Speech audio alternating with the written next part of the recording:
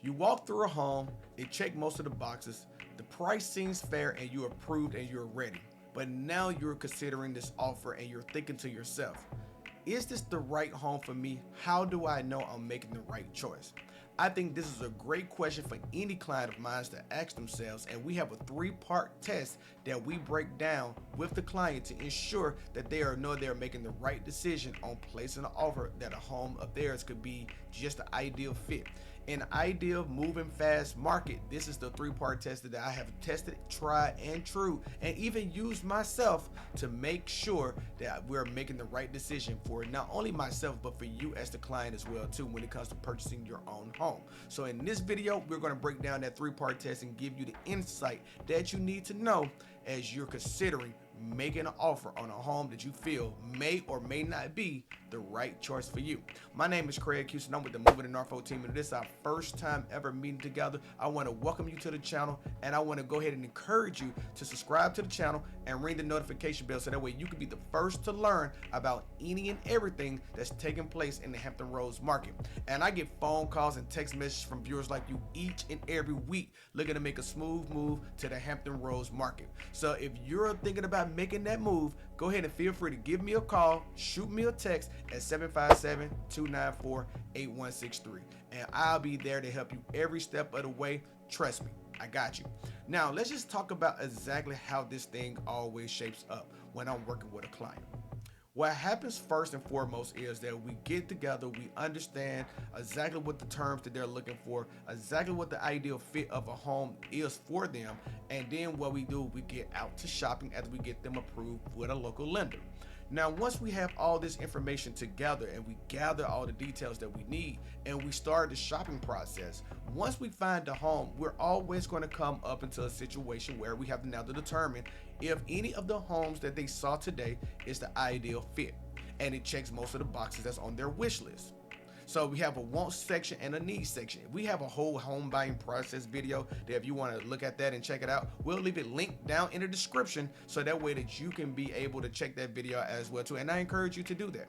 Now, when we talk about exactly those wants and those needs, we want to make sure we get all the needs fit first, like bedrooms, baths, square footage, essentials that's really needed, like a primary bath, maybe accessibility rooms, things of that nature. But then after that, there's also going to be a want list, a desirable list of wants, and we want to make sure that we check a lot of those boxes off as well too for that buyer.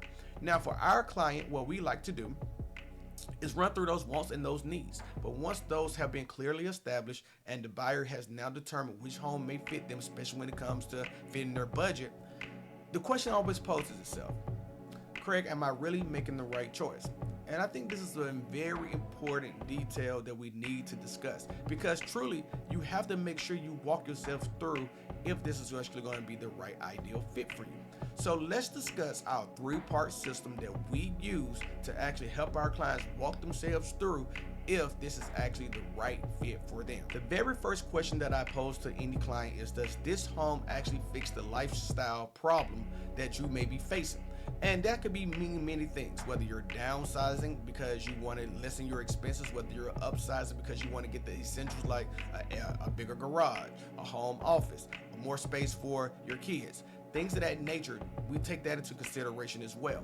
And like if you're even in the military and you're a PCSing, does it actually make a manageable commute to base for you each and every day? I think that this is a very essential need to figure out first and foremost, because that's going to make sure that you are making yourself way more comfortable in that home. Imagine unloading all the boxes after you move into this home, and now you determine and you look around 3 months later that this is still not the ideal fit to the resolution of the lifestyle issues that you once faced before. And we don't want you to make that mistake, because we always check in on our clients and we want to make sure that they have the same feeling that they had at the first time they got those keys to when next time we see them. So I always will encourage you to make sure that you're understanding what it really is the lifestyle problem that you're looking to cure with your next upcoming purchase. And once we've established that, and once that home fits that need, I think this is the very first essential that's going to be one of the things that you want to take into consideration first. The second question that I like to ask is, can you see yourself living here after the stress wears off? Like I said previously before, once you're completely moved in and you're already established yourself, whether that's in 1 year or 2 years after you actually fully settled into a home, because let's be honest, 3 to 6 months, you're still running around in a whirlwind trying to get everything back in order like it was before. Because let's face it, moving can put you in complete disarray, and who really loves moving? So I understand that really and truly you not going to have an ideal solution to any of these concerns right away until later on, until like maybe 12 to 18 months down the road.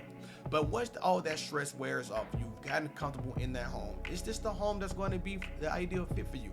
Is it going to keep you close to shopping, dining, and restaurants if that's what you desire? Is it going to be a decent commute to the beach to keep you within reach? Or is it going to just have it where it's like an escape in a backyard oasis? It could be so many things that you got to take into consideration once that stress wears off about this home that reminds you of why you still love this home. So to me, that's one of the major things to consider after the first one, about making sure it fixed the lifestyle problem that you have. But this was going to also be very important as well too, to me. So when we talk about these things, usually I walk the clients through this, and usually we have a conversation just about strictly what is it that those details that make sense for them to make this the ideal solution and fit for them as well too. So let's look at number 3. In number 3, I always ask, do you believe in 3 to 5 years, if you were for some odd reason choose to move from out of this home, would someone else purchase it from you? This is an important question, and the reason why this is so important in my opinion is because on average, most people don't stay in the same home that they purchase nowadays between more than 5 to 8 years. And the reason why this is very important when I say 3 is because most military orders in the local Hampton Roads market are for 3 years or more. And for some cases, this happens where a lot of people have to move in 2 years. And you just don't want to maintain a mortgage in one place while you're relocating to another in a lot of instances. So I always look at it as, if you like this house and this house fits what you're looking for and you know it fits what you need, would someone else feel the same way about the house when it's time for you to put it on the market? And this is a very important question, and a lot of times this actually kind of favors HOAs in a lot of ways. And the reason why I say that, so homeowners associations usually establish some type of order between the residents in the community. When homeowners in a subdivision are a part of an HOA, they have to maintain certain standards. And with these standards, that allows for you to actually recapture resale value very swiftly and quickly and efficiently, watching your equity grow as over time, versus as being a non-HOA and your neighbor has a whole car mechanic garage right next to you that can become an eyesore when people come to look at your home for purchase. So I'd like to say that sometimes you need to take some of these things into consideration, but the main thing is that if you love this home, you want to understand, will someone else love this home if this is not your forever home? And in a lot of cases, it's never your forever home until you get up into a certain age where you don't want to actually consider moving anymore unless you found the ideal perfect fit. So to me, this is one of the major things that you want to consider, is that if someone else would actually purchase this home if you was to put it back on the market after you decided that you have now outlived the home that you're currently in, that you just recently purchased. So that's where I am with those 3 questions, but let's talk about exactly a scenario that takes place that I can actually make sure that you can honestly relate to. I once had a client who actually was looking for a home in Suffolk, Virginia. They was looking for a 5-bedroom plus home for their family, and they wanted about 2,800 or more square feet. Well, they found the home, but this was during the pandemic. So when the pandemic was in place, we had a situation where it was going to be a multiple offer situation.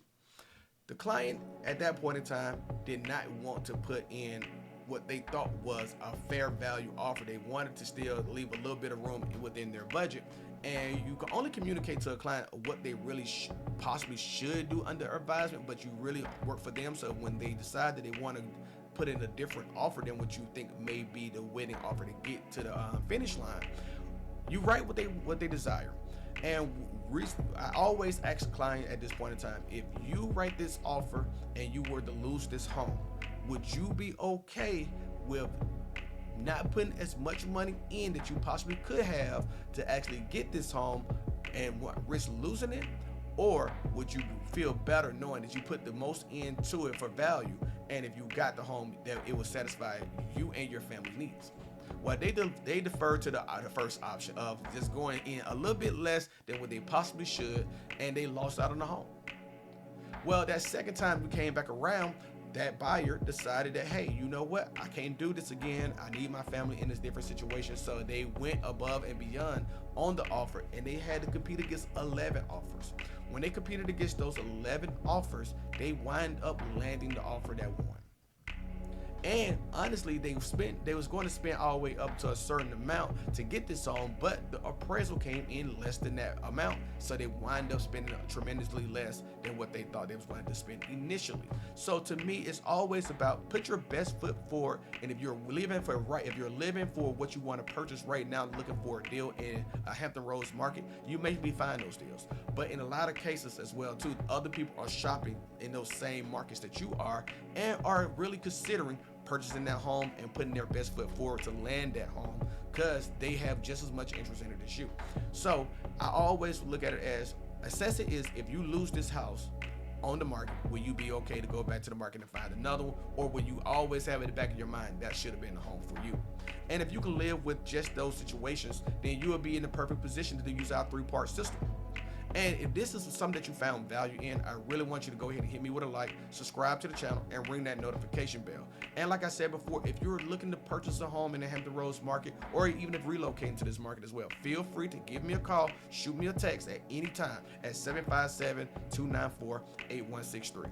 And I want you to use the link down below in the description to get our home buyer decision guide as well too. So that way that you can actually get these systems in place or these questions answered for yourself down below as well too, and as a reminder.